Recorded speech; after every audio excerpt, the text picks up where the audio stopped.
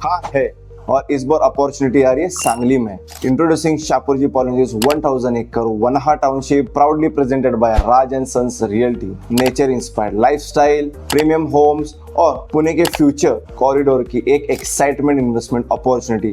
अब उसका exclusive preview और बुकिंग इवेंट हो रहा है सांगली में, hotel great Maratha, 16 August 11 AM to 8 PM। Project को पर्सनली एक्सप्लोर करें, एक्सपर्ट के साथ बात कीजिए और एक्सक्लूसिव अपॉर्चुनिटी को मिस मत कीजिए। सीट्स आर लिमिटेड, तो सांगली पुणे की नेक्स्ट बिग इन्वेस्टमेंट अपॉर्चुनिटी को मिस मत कीजिए।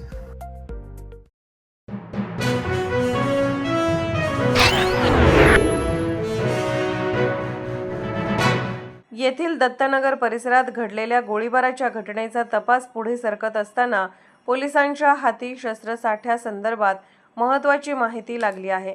तपासादरम्यान पोलिसांनी 2 बंदुका, जिवंत काडतुसे तसेच पिस्तूल तयार करण्यासाठी वापरले जाणारे साहित्य जप्त केल्याची माहिती समोर आली आहे। या प्रकरणात आणखी एका संशयिताला ताब्यात घेतल्यानंतर सर्व संशयितांना न्यायालयासमोर हजर करण्यात आले।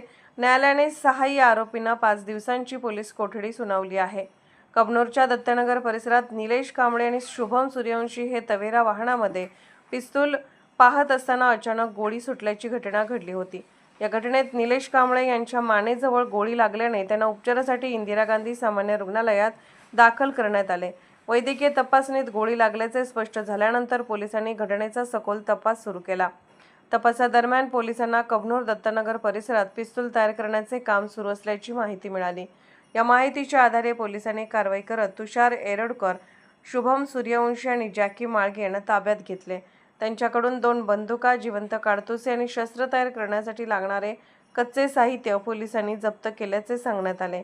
तपासाचा विस्तार करत पोलिसांनी बिलाल मुल्ला, मोहसिन अमीन, जुनेश शेख, युवराज पाटील, प्रणिल भाईमाने यांच्यासह आणखी एका संशयिताला ताब्यात घेतल्याची माहिती आहे। या सर्व संशयितांना न्यायालयात हजर करण्यात आले असता न्यायालयाने 5 दिवसांची पोलीस कोठडी मंजूर केली आहे। दरम्यान गोळीबाराच्या मूळ घटनेपासून सुरू झालेल्या तपासात शस्त्र निर्मिती आणि त्यासाठी लागणाऱ्या साहित्याचा मुद्दा समोर आल्याने प्रकरणाची व्याप्ती वाढत असल्याचे दिसून येत आहे। जप्त करण्यात आलेल्या शस्त्राचा वापर कुठे करण्यात आला होता, हे साहित्य कोणाकडून उपलब्ध झाले आणि या प्रकरणामागे आणखी कोणाचा सहभाग आहे का याचा तपास पोलीस करत आहेत। पोलीस तपास पूर्ण झाल्यानंतरच या प्रकरणातील पुढील बाबी स्पष्ट होणार आहेत।